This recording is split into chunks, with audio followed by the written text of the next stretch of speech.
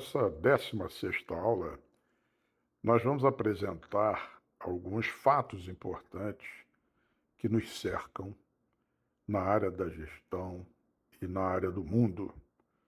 Vamos ver as imagens que mostram o progresso da assistência médica, o que justifica toda a complexidade que nós vimos durante o curso, e vamos fazer algumas conjecturas, algumas considerações ao final. Vamos lá. Essa é a imagem do Hospital Universitário de Lausanne, na Suíça, que recebeu o piloto de Fórmula 1, Michael Schumacher, e ficou internado durante muito tempo em terapia intensiva, com todos os cuidados. Um hospital que sabidamente tem qualidades espetaculares. Imagem de um hospital em Tóquio, sabidamente com tecnologia espetacular, tecnologia de ponta, especialmente nos procedimentos endoscópicos, endovasculares, procedimentos de pesquisa do tubo digestivo. Então, é um hospital com uma complexidade gigantesca. Hospital sul-coreano Jurong General Hospital, um hospital classe A, que tem tecnologia de ponta para todos e quaisquer procedimentos na medicina avançada. Imagem do Hospital Karolinska, em Estocolmo, representa um padrão espetacular dentro do conceito de um hospital público.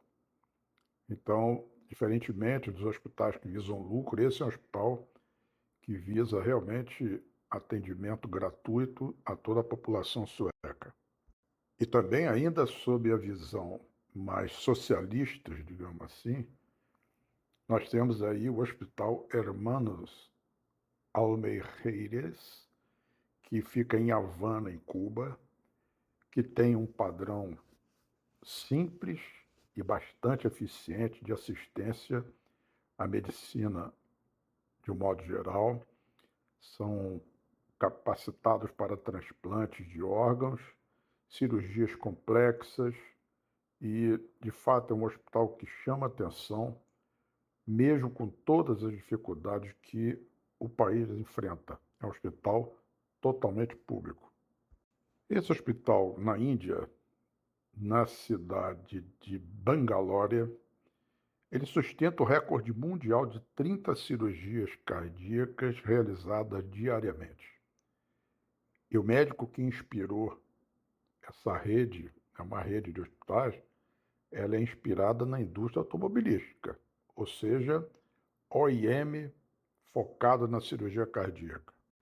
Este é o personagem, o médico indiano Dev Shetty, que traçou uma forma de otimizar o trabalho de forma a criar grande número de cirurgias a baixo custo. É evidente que isso traz questionamentos, mas de fato os resultados deles são muito bons, conforme a literatura mostra. Nessa imagem nós já estamos vendo um hospital projetado na China para os próximos 5, 10 anos, em que a robótica, os humanoides começam a tomar conta e as recepções do hospital já fazem um pré-diagnóstico logo na entrada. A imagem futurista de uma enfermaria em que humanoides, robôs e seres humanos vão cuidar dos pacientes que estão monitorados nessa rede de leitos aí, numa grande área de internação. E nova imagem futurista de um cirurgião robô. Será que isso será viável? Possível? Vamos ver, né? Nós médicos sempre fomos acusados de ter uma caligrafia péssima. Pois bem, esse problema foi solucionado com a IA. Hoje, preencher prontuário é coisa do passado. Deixe que a IA faça isso por você. Basta você ter, às vezes, um mero microfone, ou falar no celular e transferir os dados para IA e logo estará no prontuário do hospital e do paciente, né? Aí uma sintética estação de tratamento de água para que vocês possam perceber que a partir do manancial, a água é bombeada para um tanque de dosagem, aonde são adicionados cal e sulfato de alumínio, depois elas são dirigidas para um tanque de floculação, o sobrenadante passa para outro tanque aí de decantação, passa por filtros, geralmente são minerais, e finalmente chega à água potável com uma dosagem de cloro permitida e bombeada para o reservatório da água que será fornecida para a população, para um condomínio, para uma cidade. Diferentemente da água potável, potável quer dizer água que possa beber, a água para a hemodiálise, para vocês terem a noção, se gasta mais ou menos 120 litros de água tratada pela chamada osmose reversa, que pode ser portátil, colocado à beira do leito, ou uma osmose reversa de centro de hemodiálise grande, com tanque, que faz a água recircular para entrar nas máquinas. A tecnologia para garantir uma água passível de utilização nas máquinas de hemodiálise, ela é complexa, exige manutenção permanente, tem um custo de investimento muito alto e ela realmente é um flanco muito aberto, porque qualquer falha, qualquer rasura na tubulação pode representar risco de vida para os pacientes. Porque a água é onde são retirados todos os eletrólitos que foram usados como bactericida, eles são retirados. A água ela é muito mais pura do que a água potável e, portanto, é uma água extremamente vulnerável para crescimento de bactérias. Aqui nesse esqueminha mostrando como é o tratamento de esgoto numa central de esgoto natural. A partir da casa é bombeada e passa por uma grade para pegar os resíduos sólidos em maior quantidade. Depois, os rejeitos são colocados num tanque para tratamento biológico com bactericidas. Depois ele é decantado para um tanque e os resíduos são incinerados e o sobrenadante sofre outro processo de desinfecção com aeração até que ele seja eliminado, a água finalmente, o esgoto eliminado para rios e lagoas. Devemos ter em mente que a água é um bem precioso e que a vida se originou na água, e sem esta não haverá vida. Lembrar é importante que, para os adultos, 60% da composição do corpo é de água, e nas crianças e idosos vai até 75% da composição do corpo é de água. Portanto, a água é primordial para a vida humana. O globo terrestre tem uma superfície de 510 milhões de quilômetros quadrados, sendo 71% composto de água. Só que, desse total, 97,5% são de água salgada. Sobram 2,5% de água doce, sendo que, desse percentual de água doce, 69% estão nas calotas polares, 29% em águas subterrâneas, 0,9% em outras fontes, 0,3% em rios e lagoas. Portanto, a água disponível para o planeta, para uso humano, é bastante restrita. Embora existam hoje a descrição por ultrassom da superfície, os chamados aquíferos, que ainda não têm sido explorados como fonte de água. Vamos considerar, grosso modo, os dejetos humanos no planeta. Aproximadamente 8 bilhões de habitantes. 1,5 1,5 litro de urina por cada habitante vai dar 12 bilhões de litros de urina por dia produzidos no planeta. 8 bilhões de habitantes são 40 milhões de gramas de fezes por dia. E aí existe o chamado coliforme fecal. São bactérias que se encontram no intestino, que são saprófitas ou vivem em harmonia com o nosso organismo, e enquanto estão dentro da luz intestinal, elas são inofensivas. Fora, elas são letais. Portanto, um assunto pertinente ao gestor é a legislação do descarte de resíduos de unidades de saúde. São resíduos, muitos deles infectantes, e, portanto, necessitam de rigidez no cumprimento de normas, seguimento da legislação e cuidado no descarte final. Sendo assim, a presença frequente, quase comum nos lixos infectantes dos hospitais, das unidades de saúde, com fungos, bactérias e vírus, tem obrigatoriamente que serem cercados de um extremo cuidado no manuseio e no descarte final.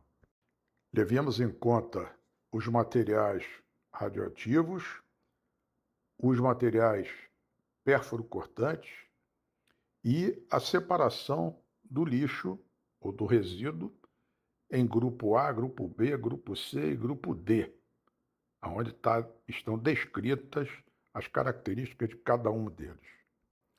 Como tem sido um axioma permanente dos dentistas, que dizem que a saúde começa pela boca, mas a doença também pode começar pela boca, sobretudo quando consumimos essa pleiade aí de alimentos multiprocessados, que tem sido o vilão de inúmeras doenças da população de um modo geral, a epidemia de obesidade no mundo capitalista.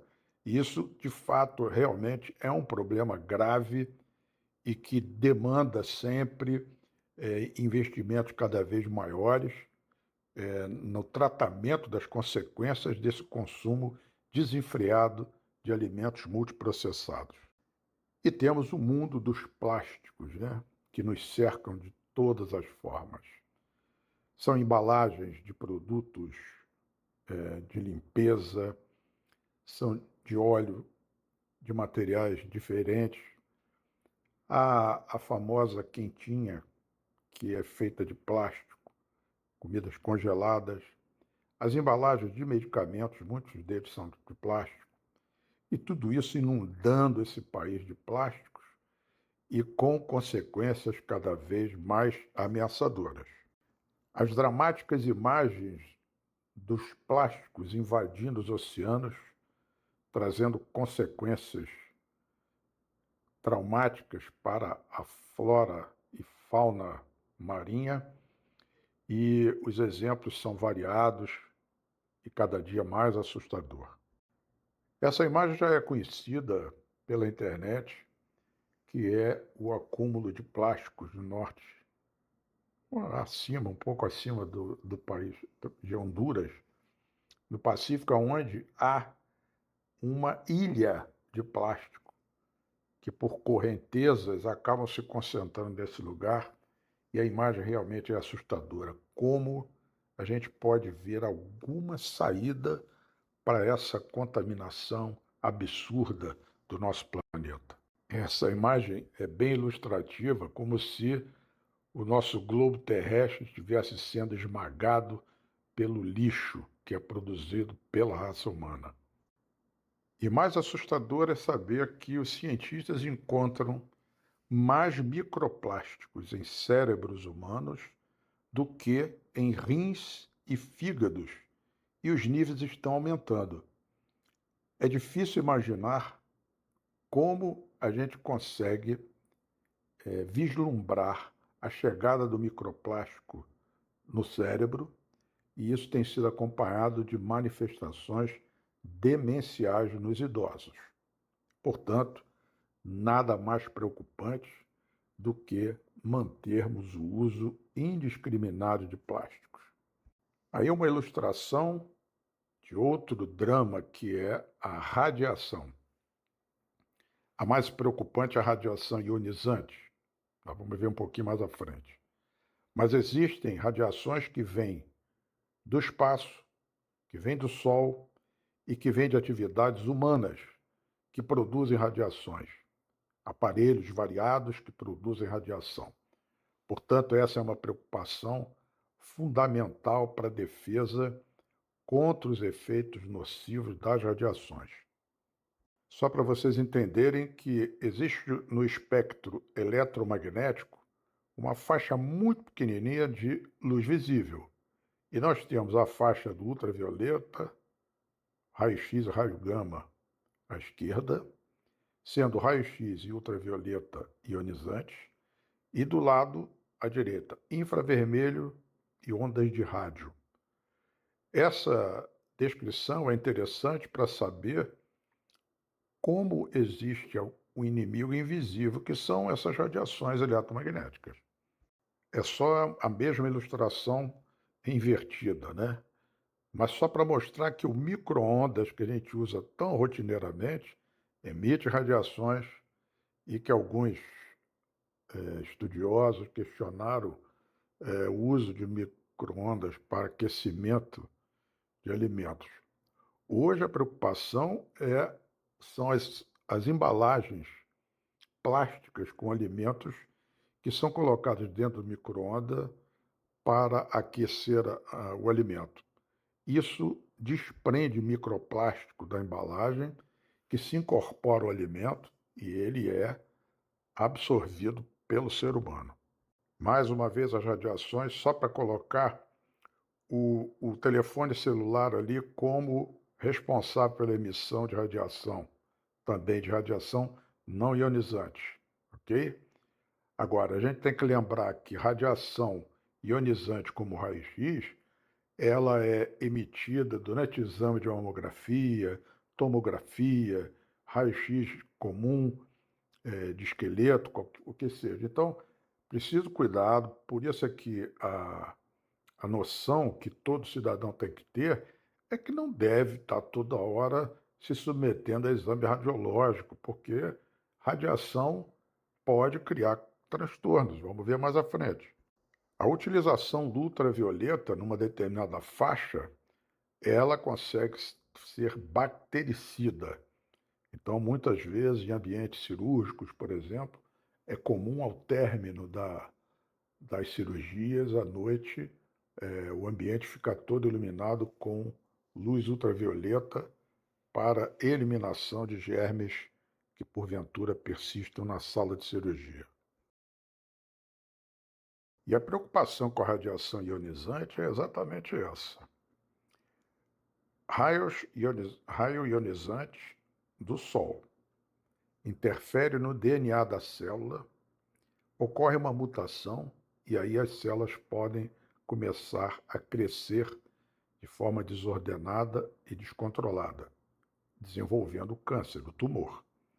Então, exemplo, o raio ultravioleta, dependendo da quantidade, ele pode ser nocivo.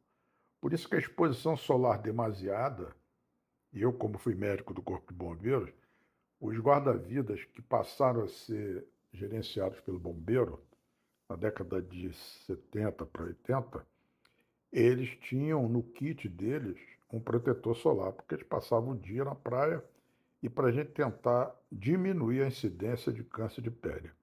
Mas a radiação ionizante, ela foi a principal causa de mortes secundárias, por exemplo, às bombas atômicas de Hiroshima e Nagasaki. Quem não morreu de pronto por queimadura ou destruição total do corpo, sofreram mais tarde as mutações e desenvolveram doenças malignas e muitos morreram tardiamente. Com o progressivo desenvolvimento do lançamento de satélites de comunicação ao redor do planeta Terra nos últimos 60 anos, hoje já há uma quantidade gigantesca do chamado lixo espacial. Por sorte, mesmo com a lei da gravidade, esses objetos, que já não são uso, são lixo mesmo, material de ferro e outras estruturas, eles, ao entrar na atmosfera, normalmente eles se desintegram por causa da velocidade e do aquecimento dessas estruturas. Mas isso é uma ameaça constante ao nosso planeta. E aí nós vemos uma família bem estruturada, feliz, mas que não convive com a paranoia do lixo espacial e que é uma ameaça constante, sem contarmos os meteoros que porventura possam ultrapassar as camadas que cercam o nosso planeta. Por razões diversas, essa é uma família multigeracional que a gente espera ver ocupando boa parte desse planeta, com seus valores, com seus princípios e com respeito, lealdade, solidariedade, e nós responsáveis que somos pela saúde, como gestores e como médicos e profissionais de saúde, devemos ter isso como foco.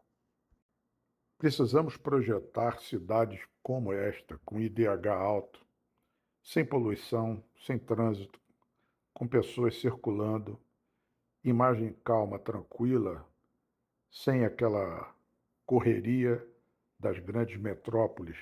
Esse é um desejo, é uma utopia talvez, mas necessário que seja como um projeto para que a gente direcione nossa energia e todo o nosso conhecimento humano para buscar essa harmonização, porque o planeta está sendo agredido por causa da busca incessante do lucro, do capital, do dinheiro, que motiva os conflitos entre nações pelos interesses econômicos que sobrepujam qualquer ideologia, principalmente. Portanto, como mensagem final, profissionais de saúde, demais interessados no projeto de fazer o curso de gestão de saúde, tenham consciência ambiental. Salvem o nosso planeta. Um grande abraço a todos, sejam felizes.